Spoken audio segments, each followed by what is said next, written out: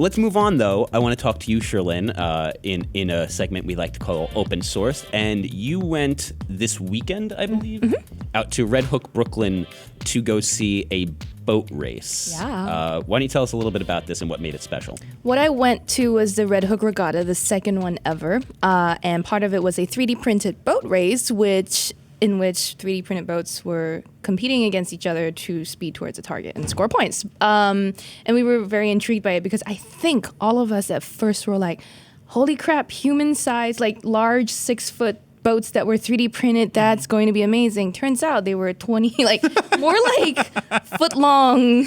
You mean like when you would go to an amusement park and you could see those RC controlled boats? Yes, those that boats. you pay money to operate? Those things are great. It was They are pretty those. great. Yeah, I love them. So people love them. I was slightly disappointed. First of all, So were you You had your boating clothes on. yeah, were you really expecting like a 3D printed like canoe or I a kayak was, that you would like get actually. into? We'll have that eventually. I Yeah. was. I mean, I'm so- actually pretty sure we've probably already Yeah. had that at some point. but- Yeah. That's one of the reasons. Did I you have even your pitched boating it. outfit on, Cherlynn?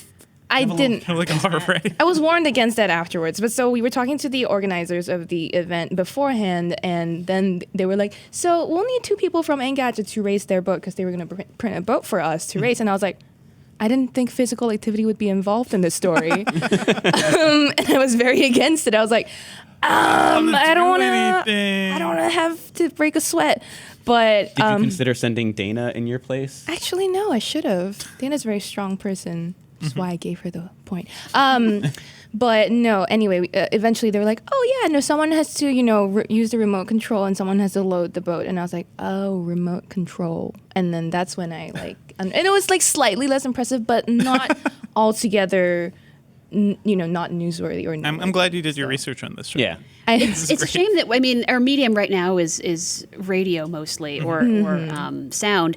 So listeners at home can't tell how actually well designed some of the boats were. I'm looking at a photo now of one that was really beautiful. It was beautiful. I mean, which I guess is separate from the idea that it was designed through a 3D printer, but it seems that people took this seriously and used it as a creative outlet.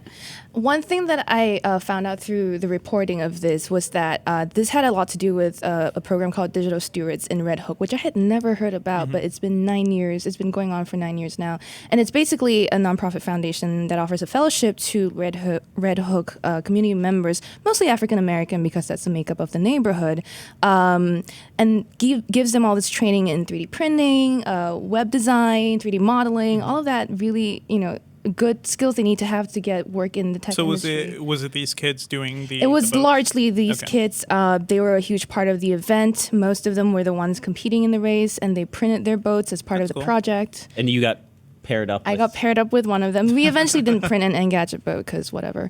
Oh, that's a shame. That would have been a nice trophy. We actually came up with a good name for it too. I ran a poll in our group chat, and we decided on Bodie McGadget Face. It was beautiful. Bodie McGadget Face is pretty good. It's a very good name. Nate Ingram, I think, came up with it. I think.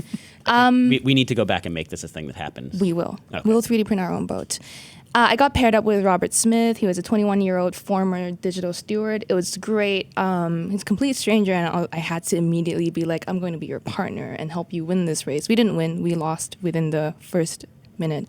But quick question. So you got partnered with a 21-year-old former steward, and you were competing against people who were how old? Oh, of all ages. Okay. Don't even I thought it was try to primarily make like younger, like high school. No. These kids were like at least in their late teens. Okay. I wouldn't think they So were not exactly a game of are you smarter than a fifth grader? No, thank God. I feel a little bit better now. I would lose that game. But I was actually surprised. I was very surprised by the differences, the diversity of the people that came out, not only to compete, but also to support. I mean, I think people get this impression of Red Hook, or at least I used to, of it being, especially after Sandy, being very in not the best economically, or at least there's a divide. There's people who are very well-to-do that are trying to make something in the area happen, and then there's the people who are just devastated by what happened. Red Hook's weird. It was gentrifying, and then after Sandy kind of de-gentrified. Yep. Yeah. Yep. Because it's in the worst spot. It's just like a weird It's hard to elbow of access. Brooklyn, right by the water. Yeah. And not easily accessible by trains. There's no trains there. Yeah. Yeah, Only that's the that's IKEA kind of the ferry. big thing, I think, is like originally when it started gentrifying, it was because it's this sort of quiet, isolated part of Brooklyn. And then once everybody started gentrifying the rest of the borough, it was like, oh, but part of the attraction is the convenience, which you don't have in Red Hook. And also water. Like whenever there's waterfront property, it tends to be expensive. And there's the IKEA there, so everybody likes to go down to that area. It's true. There is an IKEA there. But yeah, Red Hook is a strange neighborhood too, because like there's a huge concentration of housing projects there, and that's the community that's really built up Red Hook for so long. So it is really strange to see it being gentrified for a second time, I guess. Whereas those, everyone else who grew up there, who lived there, had no choice. Yeah. Isn't I don't know if they had anything to do with this event, but isn't MakerBot also based in Brooklyn, not even that far away from Red Hook? Yes, they are Gowanus, maybe? No, but they're based in Metrotech. Yeah. The Metrotech Plaza. Straight up, downtown further, Brooklyn. Yeah, further north. But as we were talking about this diversity thing, there was like one moment during the event which kind of almost had a hostile tone to it. There was a guy in a kayak who was going out to rescue boats that had lost their way, and apparently people were throwing bottles at him from the pier. I didn't see this, I didn't witness it, but I heard the MC who was commentating the race say that we are hearing reports that people are throwing bottles at the canoeists, and please don't do this. We don't need this energy here. This is not the place for it. And then I think it stopped afterwards. So I think it was dealt very nicely, and I wasn't expecting it. It came out of nowhere, and I was like, oh yeah, no, there's still people who don't like all these different types of people coming to their neighborhood and doing all these things to change the but what was cool though was that there was this boat made of garbage. It wasn't a 3D printed That's not boat. how I thought you were going to finish it. I'm sorry. Made of garbage. My train of thought is wild. Well, I think you should quickly set up that there were two separate races. So there was the 3D printed boat race, which is what you competed in. Yes. And then there was a separate race. Yeah. It was the DIY, aka homemade boat race, in which you didn't have to 3D print your boat. You can make it out of anything. And there was this artist called Sam Levine, and he had taken like a flat plastic wrapper and like stuffed it full of trash. Like there was like a sneaker in there. There was like a spider that was alive in the thing. It was, why would you do that? I know. I don't think he did it on purpose. I think he just threw some trash in there, and there was actually a spider. Well, I guess that's better than having a rat, because that's usually what's in your trash. Boat rat. We don't need it. Boat rat. That's better than Pizza Rat. Just going to throw it out there. Well, total New York personality. I disagree. Look, I'm just going to say this real quick, and then we'll move on. Yeah. Pizza Rat is the least impressive meme ever.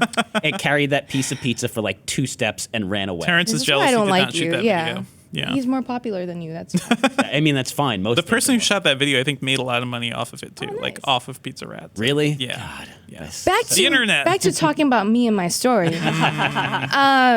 So let me finish this thing because I swear I'm making a point. So Okay, garbage boat, like was just beautiful. Everyone, regardless of who you were at the event, everyone cheered it on. It was so great, and it was like the MC was like, "Guys, this is my favorite boat, but he didn't score a single point. I'm sad, but I like you, garbage boat." And everyone, like when they were announcing the point tally at the end of the DIY boat race, cheered so loud for garbage boat. It was like great. It was like, and that's why the story ended up being how it, not necessarily just the DIY boat race competition, because there was the same support shown at the 3D printed boat race, but everyone just, was so supportive of each other during the race. And I think that was kind of what really made me write the story in the end. And also, Apple and Samsung should make their next phones out of garbage. It's true. Because that's what the people want. Yeah.